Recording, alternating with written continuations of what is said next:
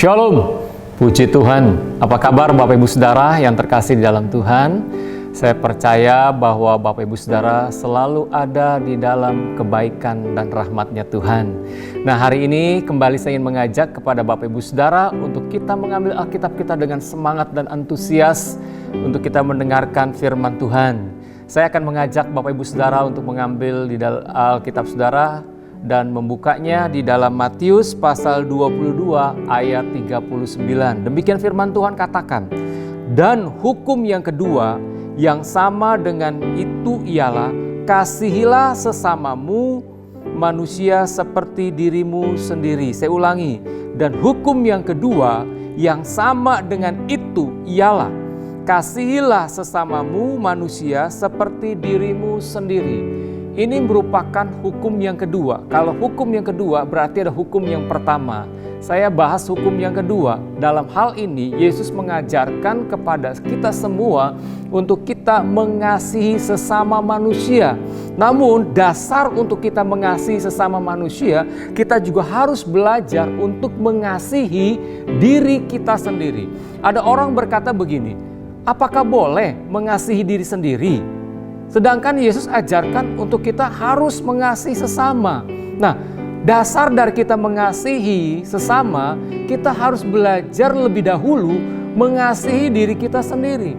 Kalau kita tidak mengasihi diri kita sendiri, bagaimana kita bisa menyatakan kasih itu kepada orang lain?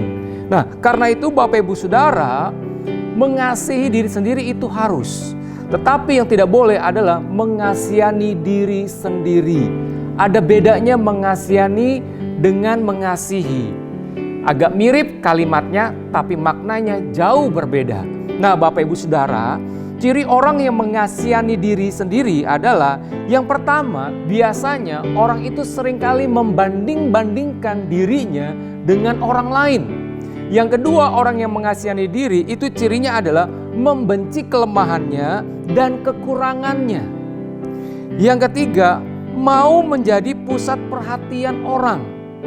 Yang keempat, tidak menghargai dirinya sendiri. Nah, hal itulah yang tidak Yesus inginkan. Karena apa? Karena kita menyadari bahwa kita sudah ditebus oleh Kristus, oleh karena kita berharga di mata Tuhan.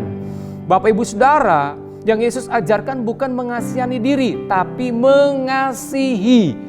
Nah, ciri orang-orang yang mengasihi diri adalah, tadi kita sudah bahas yang mengasihani diri, tapi ini mengasihi diri, ya, mengasihi diri sendiri, yaitu apa? Yang pertama, orang yang mengasihi dirinya itu adalah orang yang menghargai dirinya seperti Tuhan melihat kita. Karena Tuhan melihat kita begitu berharga, sehingga ini membuat kita bisa mengasihi diri kita.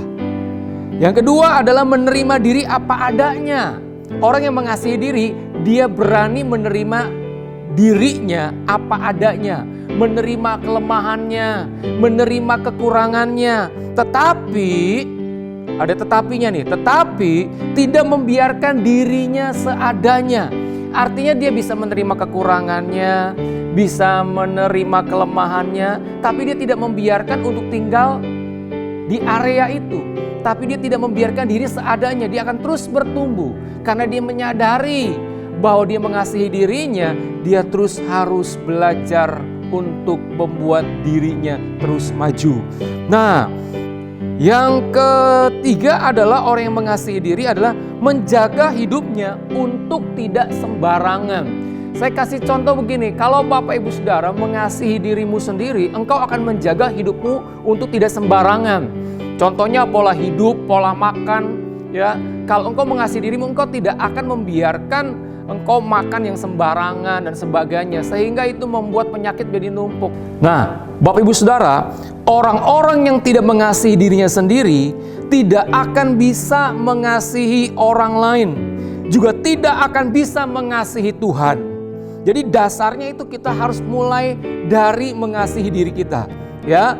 Nah, itulah sebabnya Tuhan Yesus datang ke dunia untuk menyatakan kepada manusia suatu kebenaran yang selama ini tertutup oleh dosa, kejahatan dan kebencian, bahwa sesungguhnya setiap manusia berharga dan sangat dikasihi oleh Tuhan. Hal ini menjadi satu dasar buat kita. Kalau Tuhan saja mengasihi kita dengan segala kelemahannya, dengan segala kekurangannya, kita harus juga belajar menerima diri kita kekurangan kelemahan, tapi kita tidak membiarkan diri kita seadanya. Tapi kita terus berlari untuk bertumbuh menuju kepada potensi yang Tuhan berikan sehingga kita menjadi maksimal.